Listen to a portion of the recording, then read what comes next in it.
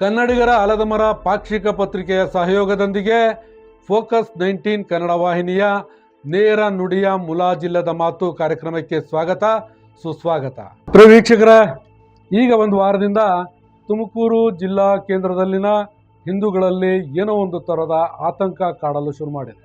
ಅವರ ಆತಂಕಕ್ಕೆ ಕಾರಣವಾಗಿದ್ದು ಹಿಂದೂ ಸಂಘಟನೆಯ ಮಾಜಿ ಪದಾಧಿಕಾರಿಯೊಬ್ಬರು ಸುದ್ದಿಗೋಷ್ಠಿ ನಡೆಸಿ ಕೆಲವು ಗುರುತರವಾದ ಆರೋಪಗಳನ್ನು ನಗರ ಶಾಸಕ ಜ್ಯೋತಿ ಗಣೇಶ್ ವಿರುದ್ಧ ಮಾಡಿರುವಂಥದ್ದು. ಹಿಂದೂ ಸಂಘಟನೆಯ ಭಾರ್ಗವ್ರವರ ಸುದ್ದಿಗೋಷ್ಠಿಯಲ್ಲಿನ ವಿಚಾರಗಳು ಮುದ್ರಣ ಮಾಧ್ಯಮ, ಡಿಜಿಟಲ್ ಮಾಧ್ಯಮಗಳಲ್ಲಿ ಪ್ರಸಾರವಾಗ್ತಿದ್ದಂತೆ ತುಮಕೂರಿನಲ್ಲಿ ಒಂದಷ್ಟು ಜನ ಆತಂಕಕ್ಕೆ ಒಳಗಾಗಿದ್ದಾರೆ. ಶಾಸಕ ಜ್ಯೋತಿ ಗಣೇಶ್ ವಿರುದ್ಧ ಮಾಡಿರುವ ಆರೋಪಗಳನ್ನು ಅವರಿಗೆ ಜೀರ್ಣಿಸಿಕೊಳ್ಳೋದು ಕಷ್ಟವಾಗಿದೆ. ಆತಂಕದಲ್ಲಿ ಕನ್ನಡಿಗರ ಆಲದ ಮರ ಪಾಕ್ಷಿಕ ಪತ್ರಿಕೆಯ ಕಚೇರಿಗೆ ವಿನಾಯಕನಗರ, ಮಂಡಿಪೇಟೆಯ ಒಂದಷ್ಟು ನಾಗರಿಕರು ಕರೆ ಮಾಡಿ ಪ್ರಕರಣದ ಸತ್ಯಾಸತ್ಯತೆಯ ಬಗ್ಗೆ ವಿಚಾರಿಸಿದ್ದಾರೆ. ಶಾಸಕರು ಡಬಲ್ ಗೇಮ್ ಮಾಡ್ತಿದ್ದಾರಾ ಎಂಬ ಆತಂಕದ ಪ್ರಶ್ನೆಗಳನ್ನು ಮಾಡಿದ್ದಾರೆ. ಜೂನ್ 2021ರಲ್ಲಿ ಮಹಾನಗರ ಪಾಲಿಕೆ ಆಯುಕ್ತೆ ರೇಣುಕಾರ್ ಅವರು ಸಿದ್ಧಿವಿನಾಯಕನ ತಲೆ ಮೇಲೆ JCB ಯಂತ್ರ ಇಟ್ಟಾಗ ಕನ್ನಡಿಗರ ಆಲದ ಮರ ಪಾಕ್ಷಿಕ ಪತ್ರಿಕೆಯಲ್ಲಿ ಪ್ರಕಟವಾದ ಸುದ್ದಿಯಿಂದ ಹಿಂದೂ ಸಂಘಟನೆ ಮತ್ತು ನಾಗರಿಕರು ಜಾಗೃತರಾಗಿ ಹೋರಾಟ ನಡೆಸಿದ್ರು. ವಿವಾದಿತ ಸಿದ್ಧಿವಿನಾಯಕನ ಜಾಗ ಅನ್ನೋದು ಮೂಲದಲ್ಲಿ ಪಾರ್ಕ್ ಅನ್ನೋದು ಕನ್ನಡಿಗರ ಆಲದ ಮರ ಪತ್ರಿಕೆಯಲ್ಲಿ ಪ್ರಕಟವಾದ ಸುದ್ದಿಯಿಂದ ಜಗಜ್ಜಾಹೀರಾಗಿತ್ತು. ನಗರದ ನಾಗರಿಕರಿಗೂ ಅದು ಪಾರ್ಕ್ ಜಾಗ ಅನ್ನೋ ಮಾಹಿತಿ ಇರಲಿಲ್ಲ. ಅದು ಸಿದ್ಧಿವಿನಾಯಕನ ತರಕಾರಿ ಮಾರುಕಟ್ಟೆ, ಅದಕ್ಕೂ ಮುನ್ನ ಸಿದ್ಧಿವಿನಾಯಕನ ಪೆಂಡಾಲ್ ಅನ್ನೋ ಮಾಹಿತಿ ಮಾತ್ರ ಇತ್ತು. ಇನ್ನು ಕೆಲವರಿಗೆ ಅದು APMC ಜಾಗ ಅನ್ನೋದು ಮಾತ್ರ ಗೊತ್ತಿತ್ತು. ಆದರೆ APMCಗೆ ಹೇಗೆ ಸೇರ್ತು ಅನ್ನೋ ಸತ್ಯ ಯಾರಿಗೂ ತಿಳಿದಿರಲಿಲ್ಲ. ಕನ್ನಡಿಗರ ಆಲದ ಮರ ಪತ್ರಿಕೆಯಲ್ಲಿ ಪ್ರಕಟವಾದ ಸುದ್ದಿಯ ವಾಸ್ತವಾಂಶ ವರದಿಯನ್ನು ಪಡೆಯಲಿಕ್ಕೆ ಪ್ರಧಾನಮಂತ್ರಿಗಳು ಸೇರಿದಂತೆ ಹಲವು ಗಣ್ಯರಿಗೆ ಇಮೇಲ್ ಮೂಲಕ ಪತ್ರ ಕೂಡ ಬರೆಯಲಾಗಿತ್ತು. ಆನಂತರದಲ್ಲಿ ಕೇವಲ ಒಂದು ವಾರದಲ್ಲಿ ಯುಟಿಲಿಟಿ ಮಾಲ್ ಯೋಜನೆ ಕೈಬಿಟ್ಟಿದ್ದು. ಹಿಂದೂ ಸಂಘಟನೆಯ ಭಾರ್ಗವ್ ಸುದ್ದಿಗೋಷ್ಠಿಯಲ್ಲಿ ಹೇಳಿದ ಸತ್ಯವೆಷ್ಟು, ಸುಳ್ಳೆಷ್ಟು, MLA ಜ್ಯೋತಿ ಗಣೇಶ್ ಡಬಲ್ ಗೇಮ್ ಮಾಡ್ತಿದ್ದಾರಾ, ಹೀಗೆ ಒಂದಷ್ಟು ಪ್ರಶ್ನೆಗಳನ್ನು ನಗರದ ನಾಗರಿಕರು ಕೇಳಿದ್ದಾರೆ. ಅವರ ಆತಂಕದ ಒಂದಷ್ಟು ಪ್ರಶ್ನೆಗಳನ್ನು ಪಟ್ಟಿ ಮಾಡಿ ಅದಕ್ಕೆ ಉತ್ತರ ಕೊಡೋ ಪ್ರಯತ್ನವನ್ನು ಈ ಕಾರ್ಯಕ್ರಮದಲ್ಲಿ ಮಾಡ್ತೇನೆ. ನಗರದ ನಾಗರಿಕರ ಆತಂಕದ ಪ್ರಶ್ನೆಗೆ ಉತ್ತರ ಕೊಡೋ ಮುನ್ನ ಸಿದ್ಧಿವಿನಾಯಕನ ಜಾಗದ ಚರಿತ್ರೆಯನ್ನು ಸ್ವಲ್ಪ ಹೇಳಿಬಿಡ್ತೇನೆ.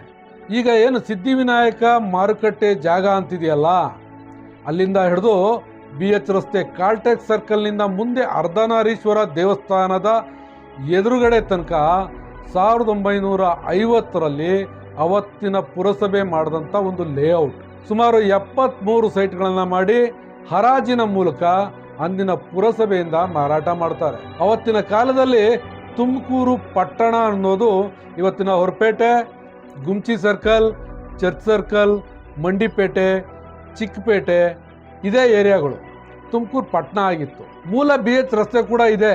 ಈಗಿರೋ BH ರಸ್ತೆ ಅವತ್ತಿನ ರಿಂಗ್ ರಸ್ತೆ ಆಗಿತ್ತು. ಸಿದ್ಧಿವಿನಾಯಕ ಮಾರುಕಟ್ಟೆ ಜಾಗ ಅನ್ನೋದು 1950ರಲ್ಲಿ ಪುರಸಭೆ ಮಾಡಿರೋ ಲೇಔಟ್ನಲ್ಲಿರೋ ಪಾರ್ಕ್, ಅದರ ಹಿಂದೆ ಇರೋ ರೇಷ್ಮೆ ಇಲಾಖೆ ಮತ್ತು ಈಗ ಇರೋ ಸಿದ್ಧಿವಿನಾಯಕ ಪೆಂಡಾಲ್ ಜಾಗ ಅನ್ನೋದು ಗಾಡಿ ನಿಲ್ಲಿಸಲಿದ್ದಂಥ ಪುರಸಭೆಯ ಜಾಗ. ಈಗಿನ APMC ಅಂದರೆ ಅವತ್ತಿನ ರೆಗ್ಯುಲೇಟೆಡ್ ಮಾರ್ಕೆಟ್ ಕಮಿಟಿನವರು ಬಹಿರಂಗ ಹರಾಜು ಶೆಡ್ಗಳನ್ನು ಕಟ್ಟಲಿಕ್ಕೆ ನಮಗೆ ಜಾಗ ಕೊಡಿ ಅಂತ ಅವತ್ತಿನ ಪುರಸಭೆಯನ್ನು ಕೇಳ್ಕೊತಾರೆ. ಅಂದಿನ ಪುರಸಭೆ ಚದರ ಗಜಾಡಿಗೆ 8 ರೂಪಾಯಿ ಬೆಲೆಗೆ ರೆಗ್ಯುಲೇಟೆಡ್ ಮಾರ್ಕೆಟ್ ಕಮಿಟಿಗೆ ಕೊಡೋದಕ್ಕೆ ತೀರ್ಮಾನ ಮಾಡುತ್ತೆ. ಆ ನಂತರದಲ್ಲಿ ಬೆಲೆ ನಿಗದಿ ಬಗ್ಗೆನೇ 2-3 ಸಭೆಗಳಾಗಿ 10/9/1957ರ ಸಭೆಯಲ್ಲಿ ಅಂತಿಮವಾಗಿ ಚದರ ಗಜಡಿಗೆ 5 ರೂಪಾಯಿಗಳ ನಿರ್ಣಯ ಅಂಗೀಕಾರ ಮಾಡ್ತಾರೆ. ಆದರೆ ಅಂದಿನ ರೆಗ್ಯುಲೇಟೆಡ್ ಮಾರ್ಕೆಟ್ ಕಮಿಟಿ ಪುರಸಭೆಗೆ ಹಣ ಕಟ್ಟೋದಿಲ್ಲ. ಸುಮಾರು 5 ವರ್ಷದ ನಂತರ ಅಂದರೆ 1962 ಸೆಪ್ಟೆಂಬರ್ನಲ್ಲಿ ಅನಂತರಾಮಯ್ಯ ಶೆಟ್ಟಿನ ಅಧ್ಯಕ್ಷರಾಗಿದ್ದಾಗ ರೆಗ್ಯುಲೇಟೆಡ್ ಮಾರ್ಕೆಟ್ ಕಮಿಟಿರವರು 95,494 ರೂಪಾಯಿ 50 ಪೈಸಾನ ಪುರಸಭೆಗೆ ಹಣ ಕಟ್ಟಿ ಕ್ರಯಪತ್ರ ಮಾಡ್ಕೋತಾರೆ. ಉದ್ಯಾನವನ ಮತ್ತು ಗಾಡಿ ನಿಲ್ಲಿಸೋ ಜಾಗ ಅಂದರೆ ಈಗಿನ ಸಿದ್ಧಿವಿನಾಯಕ ಮಾರುಕಟ್ಟೆಯಿಂದ ಹಿಡಿದು ರೇಷ್ಮೆ ಇಲಾಖೆ ಜಾಗ ಮತ್ತು ಅದರ ಹಿಂದೆ ಇರೋ ಸಿದ್ಧಿವಿನಾಯಕ ಪೆಂಡಾಲ್ ಜಾಗ ಅವತ್ತು ಪುರಸಭೆಯಿಂದ APMCಗೆ ಮಾರಾಟ ಆಗ್ತದೆ. ಈ ಜಾಗಕ್ಕೆ ಸಂಬಂಧಿಸಿದಂತೆ 4 ದಿಕ್ಕುಗಳಲ್ಲೂ ರಸ್ತೆ ಮತ್ತು ಮಧ್ಯದಲ್ಲಿ ಒಂದು ರಸ್ತೆ ಹಾದೋಗಿದೆ. ವಾಸ್ತವದಲ್ಲಿ ಉದ್ಯಾನವನವನ್ನ ಯಾರಿಗೂ ಮಾರಾಟ ಮಾಡೋ ಹಕ್ಕೆ ಬರೋದಿಲ್ಲ. ಅಂದಿನ ಕಾನೂನು, ಪುರಸಭೆ ಜನಪ್ರತಿನಿಧಿಗಳ ಮನಸ್ಥಿತಿ ಏನಿತ್ತೋ ಹೇಗಿತ್ತೋ ಗೊತ್ತಿಲ್ಲ. ಅವತ್ತು ಪ್ರಶ್ನೆ ಮಾಡುವಂತ ಸಾಮಾಜಿಕ ಕಾರ್ಯಕರ್ತರೂ ಇರಲಿಲ್ಲ, RTI ಕಾಯ್ದೆ ಕೂಡ ಇರಲಿಲ್ಲ. ಈ ವ್ಯವಹಾರ ಅವತ್ತಿನ ಕಾಲಘಟ್ಟದಲ್ಲಿ ಲೀಗಲ್ಲೋ ಇಲ್ಲೀಗಲ್ಲೋ ಗೊತ್ತಿಲ್ಲ. ಅದೇನಿದ್ರು ಒಂದು ಸರ್ಕಾರಿ ಪ್ರಾಧಿಕಾರದಿಂದ ಮತ್ತೊಂದು ಸರ್ಕಾರಿ ಪ್ರಾಧಿಕಾರಕ್ಕೆ ಸಾರ್ವಜನಿಕರ ಜಾಗ ಅನ್ನೋದು ವರ್ಗಾವಣೆ ಆಗಿದೆ. ಸರ್ಕಾರಿ ಪ್ರಾಧಿಕಾರನೇ ಆಗಿರೋದ್ರಿಂದ ಜನರ ಹಕ್ಕು ಅದರ ಮೇಲೆ ಇದ್ದೇ ಇದೆ. ತರಕಾರಿ ಮಾರುಕಟ್ಟೆ, ರೇಷ್ಮೆ ಇಲಾಖೆ ಕಟ್ಟಡ, ಅದರ ಹಿಂದೆ ಇರೋ ಸಿದ್ಧಿವಿನಾಯಕ ಪೆಂಡಾಲ್ ಎಲ್ಲಾನು APMC ಅಂದ್ರೆ ಅವತ್ತಿನ ರೆಗ್ಯುಲೇಟೆಡ್ ಮಾರ್ಕೆಟ್ ಕಮಿಟಿಗೆ ಮಾರಾಟ ಆಗೋಗ್ತದೆ, ಅವರ ಹಕ್ಕಿಗೆ ಸೇರ್ಕೊಳ್ತದೆ. 2/4/1993ರಲ್ಲಿ APMC ಆಡಳಿತಾಧಿಕಾರಿ ಅಡ್ಮಿನಿಸ್ಟ್ರೇಟರ್ ಆಗಿದ್ದಂಥ C. ನಾಗಯ್ಯ ಮತ್ತು ಸೆಕ್ರೆಟರಿ ಪಾತಲಿಂಗಪ್ಪ ಅವರುಗಳು ಪ್ರಸ್ತುತ ಸಿದ್ಧಿವಿನಾಯಕ ಪೆಂಡಾಲ್ ಜಾಗನ, ಅದರ ಹಿಂದೆ ಬಂಡಿ ನಿಲ್ಲಿಸಲು ಇದ್ದಂಥ ಜಾಗನ ಸಿದ್ಧಿವಿನಾಯಕ ಸೇವಾ ಮಂಡಳಿಯರವರಿಗೆ 1,50,000 ರೂಪಾಯಿಗಳಿಗೆ ಮಾರಾಟ ಮಾಡ್ತಾರೆ. ಆ ನಂತರದಲ್ಲಿ ಮಹಾನಗರ ಪಾಲಿಕೆನವರು ಪಾರ್ಕ್ ಜಾಗಕ್ಕೆ ಸಂಬಂಧಿಸಿದಂಗೆ APMC ಮೇಲೆ ಡಿಸ್ಪ್ಯೂಟ್ ಕ್ರಿಯೇಟ್ ಮಾಡ್ತಾರೆ, ಕೋರ್ಟ್ ಮೆಟ್ಲು ಹತ್ತುತ್ತಾರೆ. ಕೋರ್ಟ್ನಲ್ಲಿ ಪ್ರಕರಣದ ವಿಚಾರಣೆ ನಡೀತಾ ಇರ್ತದೆ. ಆಗ ಸ್ಮಾರ್ಟ್ ಸಿಟಿ ಕಡೆಯಿಂದ multi utility with car parking ಪ್ರಾಜೆಕ್ಟ್ಗೆ ಪ್ಲಾನ್ ಬರುತ್ತೆ. ಕೋರ್ಟ್ನಲ್ಲಿ ಇರೋ ಡಿಸ್ಪ್ಯೂಟ್ ಪಾಲಿಕೆ ಮತ್ತು APMC ಮಧ್ಯೆ ಇರೋದ್ರಿಂದ ರಾಜಿ ಸಂಧಾನ ಮಾಡ್ಕೋತಾರೆ. Multi utility with car parking ಪ್ರಾಜೆಕ್ಟ್ಗೆ ಆನ್ಲೈನ್ ಟೆಂಡರ್ ಕರೀತಾರೆ. ಮೊದಲ ಟೆಂಡರ್ನಲ್ಲಿ ಯಾರು ಬಿಡ್ ಮಾಡೋದಿಲ್ಲ. ಆನಂತರದಲ್ಲಿ 2ನೇ ಟೆಂಡರು ಕರೀತಾರೆ. 2ನೇ ಟೆಂಡರಲ್ಲೂ ಕೂಡ ಯಾರು ಬಿಡ್ ಮಾಡಲ್ಲ. 3ನೇ ಬಾರಿ ಟೆಂಡರ್ ಕರೀತಾರೆ. 3ನೇ ಬಾರಿ ಟೆಂಡರ್ ಕರೆದಾಗ ಇಬ್ರಾಹಿಂ ಅನ್ನೋ ವ್ಯಕ್ತಿಗೆ ಸೇರಿದಂಥ RH ಕನ್ಸ್ಟ್ರಕ್ಷನ್ ಕಂಪನಿ ಮಾತ್ರ ಬಿಡ್ ಮಾಡ್ತದೆ. ಸಿಂಗಲ್ ಬಿಡ್ ಆಗಿರುತ್ತೆ. ಅವನಿಗೆ ಟೆಂಡರ್ ಕೊಡ್ತಾರೆ. ಇವೆಲ್ಲ ನಡೆದದ್ದು 2019ರಲ್ಲಿ ಕಾಂಗ್ರೆಸ್ JDS ಮೈತ್ರಿ ಸರ್ಕಾರದಲ್ಲಿ UT ಖಾದರ್ ನಗರಾಭಿವೃದ್ಧಿ ಸಚಿವರಾಗಿದ್ದಾಗ. ಅವತ್ತು ಕೂಡ ತುಮಕೂರು ನಗರದ ಶಾಸಕರು ಜ್ಯೋತಿ ಗಣೇಶ ಆಗಿರ್ತಾರೆ. ಆನಂತರದ ಬದಲಾದ ರಾಜಕೀಯ ಸನ್ನಿವೇಶಗಳಲ್ಲಿ ಮೈತ್ರಿ ಸರ್ಕಾರ ಆಪರೇಷನ್ಗೆ ಬಲಿಯಾಗಿ BJP ಸರ್ಕಾರ ಅಸ್ತಿತ್ವಕ್ಕೆ ಬರುತ್ತೆ. ತಮ್ಮದೇ ಸರ್ಕಾರ ಇರೋದ್ರಿಂದ ಸ್ಮಾರ್ಟ್ ಸಿಟಿ ಯೋಜನೆಗಳನ್ನು ತನ್ನ ಅವಧಿಯಲ್ಲಿ ಪೂರ್ಣಗೊಳಿಸಬೇಕು ಅನ್ನೋ ಧಾವಂತದಲ್ಲಿ MLA ಜ್ಯೋತಿ ಗಣೇಶ್ ಅಂದು ಮಲ್ಟಿ ಯುಟಿಲಿಟಿ ಮಾಲ್ ಕಾಮಗಾರಿ ಪ್ರಾರಂಭಕ್ಕೆ ಕೈ ಜೋಡಿಸಿದ್ದು ಸತ್ಯ. ಬಿಲ್ಡರ್ ಇಬ್ರಾಹಿಂಗೆ ಸೈಟ್ ಕ್ಲಿಯರ್ ಮಾಡಿಕೊಡಬೇಕು ಅಂತ 2021ರಲ್ಲಿ ಅವತ್ತಿನ ಮಹಾನಗರ ಪಾಲಿಕೆ ಆಯುಕ್ತೆ ರೇಣುಕಾ ಸಿದ್ಧಿವಿನಾಯಕನ ದೇವಸ್ಥಾನ ಉಳಿಸೋಕೆ ಬರ್ತಾರೆ. ಆಗ ಹಿಂದೂ ಸಂಘಟನೆಗಳು ತಡಿತವೆ, ಗಲಾಟೆ ಮಾಡ್ತದೆ. ಆಗ ಅದು ಪಾರ್ಕ್ ಜಾಗವನ್ನು ಸತ್ಯ ಕನ್ನಡಿಗರ ಆಲದಮರ ಪತ್ರಿಕೆ ಬಯಲು ಮಾಡ್ತದೆ. ಪಾರ್ಕ್ ಜಾಗದಲ್ಲಿ, ಸ್ಮಶಾನದ ಜಾಗದಲ್ಲಿ ಯಾವುದೇ ತರ ಕನ್ಸ್ಟ್ರಕ್ಷನ್ ಮಾಡೋ ಹಾಗಿಲ್ಲ. ಇದನ್ನ ನಾವು ನೀವು ಹೇಳ್ತಾ ಇರುವಂತದ್ದಲ್ಲ. ಪಾರ್ಕ್ ಜಾಗದಲ್ಲಿ ಚಾರಿಟಿ ಆಸ್ಪತ್ರೆ ಮಾಡಿದ್ರು ಅದು ಇಲ್ಲೀಗಲ್ ಅಂತ ಸುಪ್ರೀಂ ಕೋರ್ಟ್ ಹೇಳಿದೆ. ಪಾರ್ಕ್ ಜಾಗ ಜಗಜ್ಜಾಹೀರಾಗ್ತಿದ್ದಂಗೆ ಇಡೀ ಪ್ರಾಜೆಕ್ಟ್ ಅನ್ನ ಸ್ಮಾರ್ಟ್ ಸಿಟಿ ಕೈ ಬಿಡುತ್ತೆ. ಅದನ್ನ ಅಂದು MLA ಜ್ಯೋತಿ ಗಣೇಶ್ ಮಾಧ್ಯಮಗಳಿಗೂ ಹೇಳಿಕೆ ಕೊಡ್ತಾರೆ. ಆದರೂ ಒಳಗೊಳಗೆ ಏನೋ ಒಂದು ಪ್ರಯತ್ನ ಮಹಾನಗರ ಪಾಲಿಕೆಯಿಂದ ನಡೀತಾನೆ ಇರ್ತದೆ. ಆ ಸಮಯದಲ್ಲಿ ಇದೇ ಭಾರ್ಗವರವರಿಗೆ ಸಿದ್ಧಿವಿನಾಯಕನಿಗೆ ಪರ್ಯಾಯ ಜಾಗ ಕೊಡ್ತೀವಿ, ಅಲ್ಲಿ ಬಿಲ್ಡರ್ ಕಡೆಯಿಂದ ನಿಮಗೆ ದೇವಸ್ಥಾನ ಕಟ್ಟಿಸ್ಕೊಡ್ತೀವಿ ಅಂತ ಆಯುಕ್ತೆ ರೇಣುಕಾ ಆಫರ್ ಕೊಡ್ತಾರೆ. ಈ ಆಫರ್ ಆಟದಲ್ಲಿ MLA ಜ್ಯೋತಿ ಗಣೇಶ್ ಇರೋದಿಲ್ಲ. ಆಫರ್ ಅನ್ನೋದು ಕೊಡ್ತಿದ್ದಂತೆ ಇದೇ ಭಾರ್ಗವ್ ಮರಕೋತಿ ಆಟ ಆಡ್ಬಿಡ್ತಾರೆ. ನೋಡಿ, ಈ ದೇವಸ್ಥಾನನ ಮಹಾನಗರ ಪಾಲಿಕೆಯವರು ಕಳೆದ 2 ದಿವಸದ ಹಿಂದೆ ರಾತ್ರೋರಾತ್ರಿ ಏಕಾಏಕಿ ನೆಲಸಮ ಮಾಡ್ತೀವಿ, ಯಾವುದೋ ಒಂದು ಕಾಮಗಾರಿ ಮಾಡಬೇಕು ಅಂತ ಹೇಳಿ ನೆಲಸಮ ಮಾಡಿದ್ರು. ಆದರೆ ನಾವು ಪ್ರತಿಭಟನೆ ಕೈಗೊಟ್ಟ ಮೇಲೆ, ನಾವು ಮನವಿ ಕೊಟ್ಟ ಮೇಲೆ, ಬಜರಂಗ ದಳದಿಂದ, ವಿಶ್ವ ಹಿಂದೂ ಪರಿಷತ್ ಬಜರಂಗ ದಳದ ಒತ್ತಡ ಬಿದ್ದ ಮೇಲೆ ಮೇಯರ್ ಅವರು ಖುದ್ದು ಇವತ್ತು ಭೇಟಿಯಾಗಿ ಅವ್ರದೇ ಪಾಲಿಕೆಯಲ್ಲಿ ವ್ಯಾಪ್ತಿಯಲ್ಲಿರ್ತಕ್ಕಂಥ ಒಂದು ಜಾಗನ ಸೂಚಿಸಿದ್ದಾರೆ. ಸ್ಥಳಾಂತರ ಮಾಡಿಕೊಡ್ತೀವಿ, ದೇವಸ್ಥಾನನ ಸಂಪೂರ್ಣವಾಗಿ ವೆಚ್ಚ ಭರಿಸ್ತೀವಿ, ನಾವೇ ದೇವಸ್ಥಾನನ ಉದ್ಘಾಟನೆ ಕೂಡ ಮಾಡಿಕೊಡ್ತೀವಿ. ಅದು ಆ ಒಂದು ನಮ್ಮ ಹಿಂದೂಪರ ಸಂಘಟನೆಗಳಿಗೆ ಮತ್ತು ಇಲ್ಲಿ ಸ್ಥಳೀಯರದು ಒಂದು ಟ್ರಸ್ಟ್ ಮಾಡಿ ಆ ಟ್ರಸ್ಟಿಗೆ ಅದನ್ನು ಹಸ್ತಾಂತರ ಮಾಡಿಕೊಡ್ತೀವಿ ಅಂತ ಮೇಯರ್ ಅವರು ಖುದ್ದು ಭೇಟಿಯಾಗಿ ಭರವಸೆ ಕೊಟ್ಟಿದ್ದಾರೆ. ಹಾಗಾಗಿ ನಾವು ಅವ್ರಿಗೆ ಕೊಟ್ಟಿರೋಂಥ ಭರವಸೆಗೆ ನಾವು ಹೋಗ್ಬಿಟ್ಟು ಕಾಯ್ತಾ ಇರ್ತೀವಿ ಅದನ್ನು. ಮತ್ತು ಅವರು ನಮಗೆ ಎಷ್ಟು ಬೇಗ ಅಷ್ಟು ಸ್ಥಳಾಂತರ ಮಾಡಿಕೊಡ್ತಾರೋ ಅಷ್ಟು ಬೇಗ ನಾವು ಇಲ್ಲಿಂದ ನಾವು ಕೂಡ ಇಲ್ಲಿಂದ ಸ್ಥಳಾಂತರ ಹಾಗೆ ಅವರು ಕಾರ್ಯ ಆರಂಭ ಮಾಡಬೇಕು. ನಮ್ಮದು ಸುಮಾರು ವಿಧಿವಿಧಾನಗಳಿರ್ತದೆ ದೇವಸ್ಥಾನ ಸ್ಥಳಾಂತರ ಆಗಬೇಕು ಅಂತ ಅಂದರೆ. ಈಗ ಎರಡು ಪ್ಯಾರಲಲ್ ಆಗಿ ಜಾಗ ಅಲ್ಲಿಂದ ಕೂಡ ಕಾರ್ಯ ಆರಂಭ ಆಗ್ತದೆ. ಇಲ್ಲಿನ ತೆರವು ಕಾರ್ಯಾಚರಣೆ ಕೂಡ ಅವರು ಶುರು ಮಾಡ್ತಾರೆ. ಮತ್ತು ನಾವು ಅದನ್ನು ಯಾವ ರೀತಿ ವಿಧಿವಿಧಾನಗಳ ಪ್ರಕಾರ ತೆರವು ಮಾಡಬೇಕು ಅಥವಾ ಅದನ್ನು ಸ್ಥಳಾಂತರಿಸಬೇಕು ಆ ರೀತಿ ನಾವು ಮಾಡ್ತೇವೆ. ಎರಡು ಪ್ಯಾರಲಲ್ ಆಗೇ ನಡೆಯುತ್ತೆ. ಅಲ್ಲೂ ದೇವಸ್ಥಾನ ನೂತನ ಕಟ್ಟಡ ಆರಂಭ ಆಗಬೇಕು, ಇಲ್ಲಿಂದ ಕೂಡ ಸ್ಥಳಾಂತರ ಮಾಡ್ಕೊಳ್ಲಿಕ್ಕೆ ನಾವು ಒಪ್ಕೊಂಡಿದ್ದೀವಿ. ಅದಕ್ಕೊಂದು ಬಾಳನಕಟ್ಟೆಯಲ್ಲಿ ಜಾಗ ಗುರುತಿಸಿ ಅಲ್ಲಿ ಗುದ್ದಲಿ ಪೂಜೆ ಮಾಡಿ ದೇವಸ್ಥಾನದ ಕಾಮಗಾರಿಗೂ ಚಾಲನೆ ಆಗಿಬಿಡ್ತದೆ. ಅತ್ಯಂತ ತ್ವರಿತಗತಿಯಲ್ಲಿ ಬಿಲ್ಡರ್ನ 5 ಲಕ್ಷದ ಹಣದಲ್ಲಿ ಪರ್ಯಾಯ ದೇವಸ್ಥಾನ ಕೂಡ ಆಗ್ತಾ ಇರುತ್ತೆ. ಇದರ ಮಾಹಿತಿ ಸಾಮಾಜಿಕ ಕಾರ್ಯಕರ್ತ ಮಿಲಿಟರಿ ಶ್ರೀನಿವಾಸ್ ಮೂಲಕ ಕನ್ನಡಿಗರ ಆಲದ ಮರ ಪತ್ರಿಕೆಗೆ ಸಿಕ್ತಿದ್ದಂತೆ ಪಾರ್ಕ್ ಅನ್ನೋದು ಪಾರ್ಕ್ ಆಗೇ ಉಳ್ಕೋಬೇಕು, ದೇವಸ್ಥಾನಕ್ಕೂ ಪಾರ್ಕ್ಗೂ ಯಾವುದೇ ಸಂಬಂಧ ಇಲ್ಲ, ಸಿದ್ಧಿವಿನಾಯಕನ ದೇವಸ್ಥಾನ ಅನ್ನೋದು ಪಾರ್ಕ್ನಲ್ಲಿರೋ ದೇವಸ್ಥಾನ ಅಷ್ಟೇ, ಯಾವುದೇ ಕಾರಣಕ್ಕೂ ಪಾರ್ಕ್ನಲ್ಲಿ ಕಾಮಗಾರಿ ನಡೀಬಾರದು, ಪಾರ್ಕ್ ಅಭಿವೃದ್ಧಿಪಡಿಸಿ ಅಂತ ಅತ್ಯಂತ ಪ್ರಬಲವಾಗಿ ಆಗ್ರಹಿಸಿದ್ದು ಕನ್ನಡಿಗರ ಆಲದ ಮರ ಪತ್ರಿಕೆಯ ತಂಡ. ಆನಂತರದ ಬೆಳವಣಿಗೆಯಲ್ಲಿ ಹಿಂದೂ ಸಂಘಟನೆಯ ಕಾರ್ಯಕರ್ತರು ಪರ್ಯಾಯ ದೇವಸ್ಥಾನಕ್ಕೆ ಶಿಫ್ಟ್ ಆಗೋದಿಲ್ಲ. ಈಗ ಬಿಲ್ಡರ್ ಕಟ್ಟಿರೋ ದೇವಸ್ಥಾನ ಅನ್ನೋದು ಪೂರ್ಣವಾಗಿ ಸುಮಾರು 4 ವರ್ಷನೇ ಕಳೆದಿದೆ. ಅಲ್ಲಿ ದೇವರ ವಿಗ್ರಹದ ಪ್ರಾಣ ಪ್ರತಿಷ್ಠಾಪನೆ ಆಗಬೇಕಿತ್ತು, ಆಗಿಲ್ಲ. ಯಾವುದೇ ದೇವಸ್ಥಾನದ ಗರ್ಭಗುಡಿ ಪೂರ್ಣವಾದ ನಂತರ ಬರಲಿರುವ ಉತ್ತರಾಯಣದಲ್ಲಿ ಗರ್ಭಗುಡಿಯಲ್ಲಿ ದೇವರ ಮೂರ್ತಿಯ ಪ್ರಾಣ ಪ್ರತಿಷ್ಠಾಪನೆ ಆಗಬೇಕು. ಬಹುಶಃ ಸನಾತನ ಹಿಂದೂ ಧರ್ಮದ ರಕ್ಷಕ, ಹಿಂದೂ ಧರ್ಮದ ವಿಧಿ ವಿಧಾನ ಅಂತೆಲ್ಲ ಬಾಯ್ತುಂಬ ನುಡಿಮುತ್ತುಗಳನ್ನ ಉದುರಿಸುವಂತ ಭಾರ್ಗವರವರಿಗೆ ಇದು ತಿಳಿದಂತೆ ಇಲ್ಲ. ಇದೆಲ್ಲ ನಡೆದಿದ್ದು ರಾಜ್ಯದಲ್ಲಿ ಬಿಜೆಪಿ ಸರ್ಕಾರ ಇದ್ದಾಗ. ಆನಂತರದ ಬದಲಾದ ರಾಜಕೀಯ ಸನ್ನಿವೇಶಗಳಲ್ಲಿ ಬಿಜೆಪಿ ಸರ್ಕಾರ ಜನಮನ್ನಣೆ ಕಳೆದುಕೊಂಡು ಕಾಂಗ್ರೆಸ್ ಸರ್ಕಾರ ಅಸ್ತಿತ್ವಕ್ಕೆ ಬಂದ ಮೇಲೆ ಮಲ್ಟಿ ಯುಟಿಲಿಟಿ ಮಾಲ್ನ 2ನೇ ಇನ್ನಿಂಗ್ಸ್ ಶುರು ಆಗ್ತದೆ. ಸೆಕೆಂಡ್ ಇನ್ನಿಂಗ್ಸ್ ಅನ್ನ ಬಿಲ್ಡರ್ ಇಬ್ರಾಹಿಂ ಬಹಳ ಅಚ್ಚುಕಟ್ಟಾಗಿ ವೆಲ್ ಪ್ಲಾನ್ಡ್ ಆಗಿ ಮಾಡ್ತಾರೆ. 2019ರಲ್ಲಿ ಸಿಂಗಲ್ ಬಿಡ್ ನಲ್ಲಿ ಆಗಿರೋ PPP ಪ್ರಾಜೆಕ್ಟ್ಗೆ ಕೆಲಸ ಮಾಡಲು ಮತ್ತು ಅಗ್ರಿಮೆಂಟ್ ಮಾಡಿಕೊಡಲು ಹೈಕೋರ್ಟ್ ಮೆಟ್ಟಿಲು ಹತ್ತಿ ಹೈಕೋರ್ಟ್ ನಿಂದ ಡೈರೆಕ್ಷನ್ ತರ್ತಾನೆ. 2021ರಲ್ಲಿ ಸಂಘ ಸಂಸ್ಥೆಗಳು ಮತ್ತು ನಾಗರಿಕರ ಹೋರಾಟದಿಂದ PPP ಪ್ರಾಜೆಕ್ಟ್ ಕೆಲಸ ನಿಂತಿರಬಹುದು, ಆದರೆ ಕಾನೂನಾತ್ಮಕ ಅಂತ್ಯ ಅವತ್ತೂ ಆಗಿರಲಿಲ್ಲ.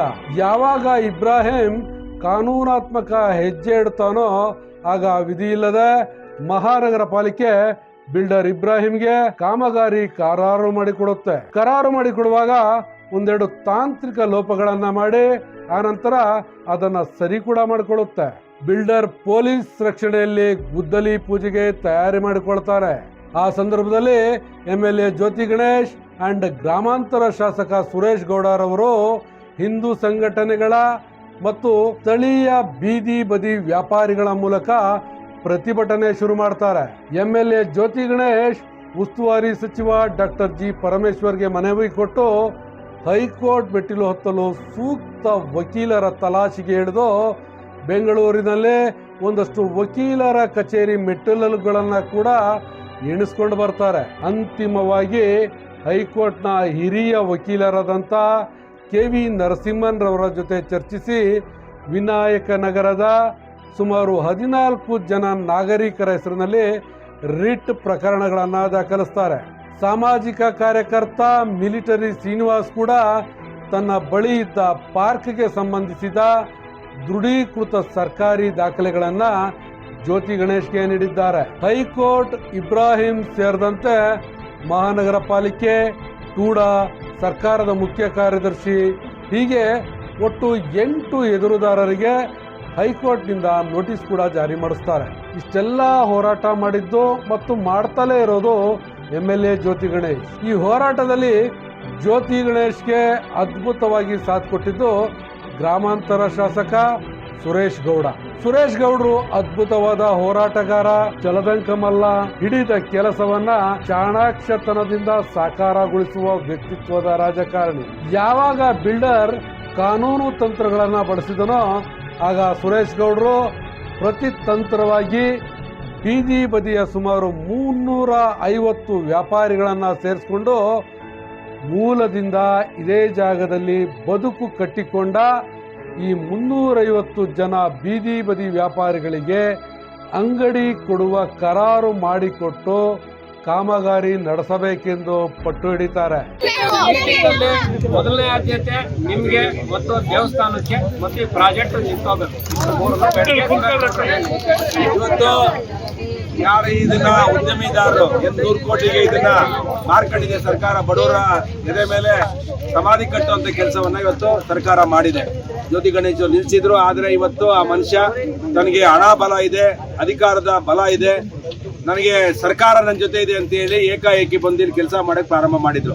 ನಾವು ಭಾನುವಾರ ಶನಿವಾರ ಪೂಜೆ ಮಾಡಿದಂತ ಸಂದರ್ಭದಲ್ಲಿ ಮಾನ್ಯ ಗೃಹ ಸಚಿವರಿಗೆ ಭೇಟಿ ಮಾಡಿ ಈ ಕೆಲಸನ ಇಲ್ಲಿರುವಂತ 350 ಜನಗಳಿಗೆ ಅಂಗಡಿ ಕೊಡೋದಕ್ಕೆ ಅಗ್ರಿಮೆಂಟ್ ಆಗ್ಬೇಕು. ಅವನು ಪ್ಲಾನ್ ಅಲ್ಲಿ ಅದನ್ನ ತೋರಿಸ್ಬೇಕು. ಯಾವ ಅಂಗಡಿ ಯಾರ್ಯಾರು ಅಲಾಟ್ಮೆಂಟ್ ಅನ್ನೋದನ್ನ ಮಾಡಬೇಕು, ಅಗ್ರಿಮೆಂಟ್ ಆಗ್ಬೇಕು. ಆ ಬಾಡಿಗೆನೂ ಕೂಡ 100 ರೂಪಾಯಿ ಅಂತ ಹೇಳಿ, ವರ್ಷಕ್ಕೆ 1000 ರೂಪಾಯಿ ಅಂತ ಹೇಳಿ ನಿರ್ಧಾರ ಆಗ್ಬೇಕು. ಇವೆಲ್ಲವನ್ನ ದೇವಸ್ಥಾನ ಎಲ್ಲಿದೆಯೋ ಅಲ್ಲೇ ಉಳಿಬೇಕು ಅಂತ ಹೇಳಿ ಮನವಿಯನ್ನ ಕೊಟ್ಟಿದ್ದು. ಅದಕ್ಕೆ ಕಮಿಷನರ್ಗೆ ಮತ್ತೆ DC ಅವರಿಗೆ ಮೀಟಿಂಗ್ ಮಾಡಿ ಅಂತ ಹೇಳಿದ್ರು. ಇಷ್ಟು ಅಗ್ರಿಮೆಂಟ್ ಆದ್ಮೇಲೆ ಕೆಲಸ ಪ್ರಾರಂಭ ಆಗ್ಬೇಕು ಅಂತ ಹೇಳಿದ್ದು. ಇವತ್ತು ಏಕಾಏಕಿ ಬಂದು ಪೊಲೀಸ್ ಪ್ರೊಟೆಕ್ಷನ್ ಅಲ್ಲಿ ಕೆಲಸ ಮಾಡಕ್ ಬಂದಿದ್ದಾರೆ. ನಾನಿವತ್ತು ಪೊಲೀಸ್ ಅವ್ರಿಗೂ ಹೇಳಿದ್ದೇನೆ, ನೀವು ಕೂಡ ಬಡ ಕುಟುಂಬದಲ್ಲಿ ಬಂದಂತವ್ರು. ಗೃಹ ಸಚಿವರು ಬಡವರ ಮೇಷ್ಟ್ರಾಗಿ ಜೀವನ ಕಟ್ಕೊಂಡು ರಾಜಕೀಯ ಕಟ್ಕೊಂಡಿರೋರು. ನಾನಿವತ್ತು ಗೃಹ ಮಂತ್ರಿಗಳಿಗೆ ಸಿದ್ದರಾಮಯ್ಯನವ್ರಿಗೆ ಹೇಳೋದು ಇಷ್ಟೇ, ನೀವು ಸಮಾಜವಾದಿಯಿಂದ ಬಂದಿರೋಂಥವ್ರು, ನೀವು ಮಜಾವಾದಿಗಳಾಗಬೇಡ್ರಿ. ಮಜಾವಾದಿಗಳಂದ್ರೆ ಶ್ರೀಮಂತರಿಗೆ ರಕ್ಷಣೆ ಕೊಡೋದು. ಸಿದ್ದರಾಮಯ್ಯನವರಿಗೆ ನೈತಿಕತೆ ಇದ್ರೆ ನಾನಿವತ್ತು ವಿನಂತಿ ಮಾಡ್ತೇನೆ, ಈ ಎಲ್ಲರ ಬಡವರ ಪರ ವಿನಂತಿ ಮಾಡ್ತೇನೆ, ನೀವು ಇದಕ್ಕೆ ತಕ್ಷಣ ಇಂಟರ್ಫಿಯರ್ ಮಾಧ್ಯಮದ ಮುಖಾಂತರ ಕಾಗದನೂ ಕೂಡ ನಾವು ಬರಿತೀವಿ. ನಾನು ಜ್ಯೋತಿ ಗಣೇಶ್ ತಕ್ಷಣ ಈ ಪ್ರಾಜೆಕ್ಟ್ ಅನ್ನ ನಿಲ್ಲಿಸಬೇಕು. 350 ಜನ ಏನಿಲ್ಲಿ ನಿರಾಶ್ರಿತರು 50 ವರ್ಷಗಳಿಂದ ಅಂಗಡಿ ಕಟ್ಕೊಂಡು ತಮ್ಮ ಜೀವನವನ್ನ ಕಟ್ಕೊಂಡಿದ್ದಾರೆ ಬಡವರು, ಅವರಿಗೆ 350 ಅಂಗಡಿ ಕಟ್ಟಿ ಅದು ಅಗ್ರಿಮೆಂಟ್ ಆದ್ಮೇಲೆ ಮುಂದಿನ ಕೆಲಸ. ಅಲ್ಲಿವರೆಗೂ ಅಗ್ರಿಮೆಂಟ್ ಆದ್ಮೇಲೆ ಪೊಲೀಸ್ ಫೋರ್ಸ್ ತಂದು ಪೊಲೀಸ್ ಅವರ ಬಂದೂಕಕ್ಕೆ ಲಾಠಿ ಚಾರ್ಜ್ ಇಲ್ಲಿ ಯಾರು ಎದಲ್ಲ. ನಮ್ ಜೀವನನೇ ಇಲ್ಲಿರೋದು. ಇನ್ನೇ ಇದು ನಮ್ ಜೀವನನೇ ಹೋದ್ಮೇಲೆ ನಾವು ಸತ್ರೇನು ಬದುಕಿದ್ರೆ ಅದಕ್ಕೆ ನಮ್ ಜೀವ ಬೇಕಾದ್ರೆ ಕೊಡ್ತೀವಿ. ಯಾವನಿಗೂ ನಾವು ಇಲ್ಲಿ ಅಗ್ರಿಮೆಂಟ್ ಆಗೋವರೆಗೂ ಇಲ್ಲಿ ಯಾವುದೇ ಒಂದು ಕಲ್ಲನ್ನ ಅಲುಗಾಡಿಸಬಾರ್ದು. ಇಲ್ಲಿ ಯಾವನೇ ಒಬ್ಬ ಬರಬಾರ್ದು ಕಾಂಟ್ರಾಕ್ಟರ್. ಅವ್ರ ಅಪ್ಪನ ಮನೆ ಆಸ್ತಿ ಅಲ್ಲ, ಇದು ಸರ್ಕಾರದ ಆಸ್ತಿ. ಇದು 100 ವರ್ಷಗಳಿಂದ ಸರ್ಕಾರಿ ಆಸ್ತಿ. ಇದು ಸರ್ಕಾರಿ ಆಸ್ತಿಗೆ ಯಾವ ದೊಡ್ಡನಾಯಕನ ಅಪ್ಪಣೆ? ಇದು ಪ್ರಜಾಪ್ರಭುತ್ವ ಅಂದ್ರೆ ಏನು, ಸರ್ಕಾರಗಳಂದ್ರೆ ಏನು, ಇವೆಲ್ಲ ಆಯ್ಕೆ ಮಾಡೋದಕ್ಕೆ ಸರ್ಕಾರ ಸರ್ಕಾರ ಅಂದ್ರೆ ರಾಜನ ಇವನು. ಸರ್ಕಾರ ಅಂದ್ರೆ ರಾಜನ ಆಡಳಿತದಲ್ಲಿದ್ದೀವ, ಬ್ರಿಟಿಷರ ಆಡಳಿತದಲ್ಲಿದ್ದೀವ? ಪ್ರಜಾಪ್ರಭುತ್ವ ಜನಗಳೇ ಮಾಲೀಕರು. ನಾನು ಇವತ್ತು ಹೇಳ್ತಿದ್ದೇನೆ, ದಯವಿಟ್ಟು ನಾನು ಪೊಲೀಸ್ ಅವ್ರಿಗೂ ಹೇಳ್ತಿದ್ದೇನೆ, ದಯವಿಟ್ಟು ನಮ್ಮ ಮಧ್ಯೆ ಜಗಳ ಹಂಚ್ಬೇಡ್ರಿ. ನೀವು ಸರ್ಕಾರದ ಒಂದು ವ್ಯವಸ್ಥೆಯಲ್ಲಿ ಕೆಲಸ ಮಾಡೋರು, ಸರ್ಕಾರ ಹೇಳ್ದಂಗೆ ನೀವು ಕುಣಿದ್ರೆ ದಯವಿಟ್ಟು ನಿಮ್ಮೇಲೂ ಕ್ರಮ ಆಗುತ್ತೆ. ಆಮೇಲೆ ನೀವು ಎದುರಿಸಬೇಕಾಗುತ್ತೆ. ಇಲ್ಲಿರುವಂತ ಜನಗಳ ಆಕ್ರೋಶವನ್ನ ಪೊಲೀಸರು ಎದುರಿಸಬೇಕಾಗುತ್ತೆ. ಯಾರ್ರಿ ಇವನು? ಯಾವನೊಬ್ಬ ಉದ್ಯಮಿದಾರ ಬಂದ್ರೆ ರೋಡ್ ಬ್ಲಾಕ್ ಮಾಡ್ತಾರೆ, 100 ಜನ ಪೊಲೀಸರು ಕೊಡ್ತಾರೆ ಅಂದ್ರೆ ಹೋಮ್ ಮಿನಿಸ್ಟರ್ ಆಗಿರೋದು ಒಬ್ಬ ಶ್ರೀಮಂತರ ರಕ್ಷಣೆ ಕೊಡಕ ನಾನು ಹೋಮ್ ಮಿನಿಸ್ಟರ್ಗೆ ವಿನಂತಿ ಮಾಡ್ತೇನೆ. ಈ ಕೂಡಲೇ ನೀವು ಇಲ್ಲಿರುವಂತ ದಲಿತರು ಇರ್ಬೋದು, ಈ ಒಂದು ಆ ಸಮಾಜದಲ್ಲಿ ತುಳಿತಕ್ಕೊಳಗಾಗಿರೋ ಬಂದಿರುವಂತ ಸಮಾಜದವರು ಬಡವ್ರ ಪರ ನಿಂತ್ಕೋಬೇಕು. ನೀವು ಯಾರೊಬ್ಬ ಶ್ರೀಮಂತರಿಗೆ ರಕ್ಷಣೆ ಕೊಡುವಂತ ಕೆಲಸ ಆಗಬಾರ್ದು. ಈ ಕೂಡಲೇ ಪೊಲೀಸರನ್ನ ವಿಡ್ರಾ ಮಾಡಬೇಕು. ಇಲ್ಲಿ ನೆಮ್ಮದಿಯಾಗಿ ಜೀವನ ಮಾಡಕ್ಕೆ ಇಲ್ಲಿರುವಂತ ಬಡವರಿಗೆ ಅವಕಾಶ ಮಾಡಿಕೊಡ್ಬೇಕು.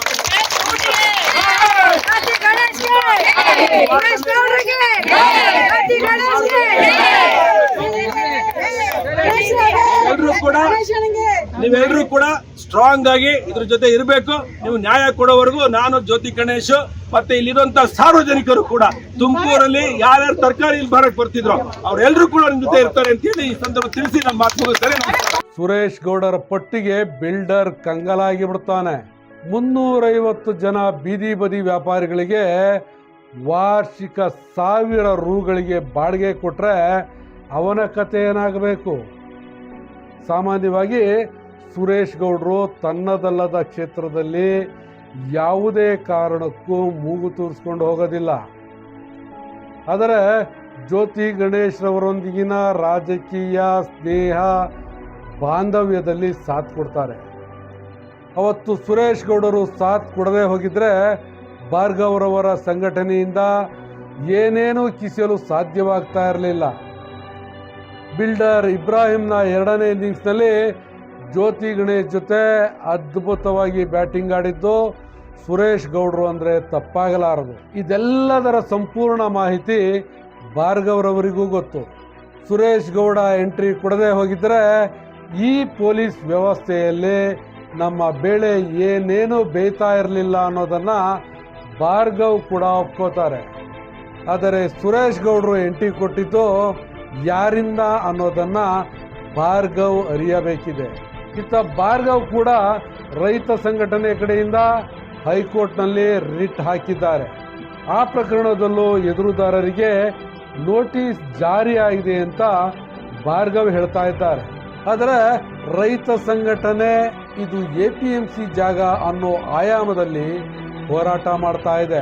ನ್ಯಾಯಾಂಗ ವ್ಯವಸ್ಥೆಯಲ್ಲಿ ಮೂಲ ಪಾರ್ಕ್ ಜಾಗಕ್ಕೆ ಯಾವ ರೀತಿಯಲ್ಲಿ APMCಗೆ ಹಕ್ಕು ಕೊಡಿಸ್ತಾರೋ ಗೊತ್ತಿಲ್ಲ. ಭಾರ್ಗವ್ ಹೈಕೋರ್ಟ್ನಲ್ಲಿನ ಕೇಸ್ಗೆ ಸುಮಾರು 20 ಲಕ್ಷಕ್ಕೂ ಅಧಿಕ ಖರ್ಚು ಬರ್ತಾ ಇದೆ. ಹೀಗಂತ ಹೇಳ್ಕೊಂಡು ವಿನಾಯಕ ನಗರದ ಪ್ರತಿ ಮನೆಗಳಿಗೆ ಚಂದ ವಸೂಲಿಗೆ ಹಿಡಿದಿದ್ದಾರೆ ಅನ್ನೋ ಮಾತುಗಳು ಕೂಡ ಕೇಳಿಬರ್ತದೆ. ವಿನಾಯಕ ನಗರದ ಜನ ಶಾಸಕ ಜ್ಯೋತಿ ಗಣೇಶ್ಗೆ ಫೋನ್ ಮಾಡಿ ಈ ವಿಚಾರವನ್ನು ಕೇಳಿದ್ದಾರೆ. ಅದಕ್ಕೆ ಜ್ಯೋತಿ ಗಣೇಶ್ ಅದೆಲ್ಲ ನಾನು ನೋಡ್ಕೋತೀನಿ, ಇದು ನನ್ನ ಕ್ಷೇತ್ರದ ಕೆಲಸ ಅಂತ ಹೇಳಿದ್ದಾರೆ. ಇದು ಭಾರ್ಗವ್ಗೆ ಶಾಸಕರ ಮೇಲೆ ಕೋಪಕ್ಕೆ ಕಾರಣವಾಗಿದೆ ಅನ್ನೋ ಮಾತುಗಳು ಎಲ್ಲೋ ಒಂದು ಕಡೆ ಕೇಳಿಬರ್ತದೆ. ಇದೇ ಕೋಪದಲ್ಲಿ ಹಿಂದೂ ಸಂಘಟನೆಯ ಭಾರ್ಗವ್ MLA ಜ್ಯೋತಿ ಗಣೇಶ್ ವಿರುದ್ಧ ಹಿಂದಿನಿಂದಲೂ ಮಸಲತ್ತು ನಡೆಸ್ಕೊಂಡು ಬಂದಿರೋಂಥ ಒಂದಷ್ಟು ವಿರೋಧಿ ಬಣದ ಜೊತೆ ಕೈ ಜೋಡಿಸಿ ಸುದ್ದಿಗೋಷ್ಠಿ ನಡೆಸಿದ್ದು ಅನ್ನೋ ಮಾತುಗಳು ಕೇಳಿಬರ್ತದೆ. ಕಾನೂನಾತ್ಮಕ ಹೋರಾಟಗಳನ್ನು MLA ಜ್ಯೋತಿ ಗಣೇಶ್ ಚಾಲ್ತಿಯಲ್ಲಿಟ್ಟಿದ್ದಾರೆ. ಬಿಲ್ಡರ್ ಇಬ್ರಾಹಿಂ ಸುರೇಶ್ ಗೌಡರ ಪ್ರತಿತಂತ್ರಕ್ಕೆ ಗಾಬರಿಯಾಗಿ ಈ ಪ್ರಾಜೆಕ್ಟ್ ದಿನಕ್ಕೊಂದು ತಿರುವು ಪಡಿತಾ ಇರೋದ್ರಿಂದ ಮಲ್ಟಿ ಯುಟಿಲಿಟಿ ಮಾಲ್ ಪ್ರಾಜೆಕ್ಟ್ ಸಹವಾಸವೇ ಬೇಕಿಲ್ಲ ಅಂತ ಈಗಾಗಲೇ ಕೈ ಚೆಲ್ಲಿದ್ದಾರೆ ಅನ್ನೋ ಮಾತುಗಳು ಅಂತೆ ಕಂತೆಗಳ ಸಂತೆಯಲ್ಲೇ ಗಾಳಿ ಸುದ್ದಿಯಾಗಿದೆ. ಜನರು ಆತಂಕ ಪಡುವ ಅವಶ್ಯಕತೆ ಇಲ್ಲ. MLA ಜ್ಯೋತಿ ಗಣೇಶ್ ಯಾವುದೇ ಡಬಲ್ ಗೇಮ್ ಆಟದಲ್ಲಿ ಇಲ್ಲ. ಎಲ್ಲಿಯವರೆಗೆ ಪಾರ್ಕ್ ಅನ್ನೋ 2 ಅಕ್ಷರದ ಪದವನ್ನ ಕಾನೂನಾತ್ಮಕ ಹೋರಾಟದಲ್ಲಿ ಬಳಸಲಾಗುತ್ತದೋ ಅಲ್ಲಿಯವರೆಗೆ ಸಂಕಷ್ಟಹರ ಗಣಪತಿಗೆ ಯಾವುದೇ ಸಂಕಷ್ಟ ಇಲ್ಲ.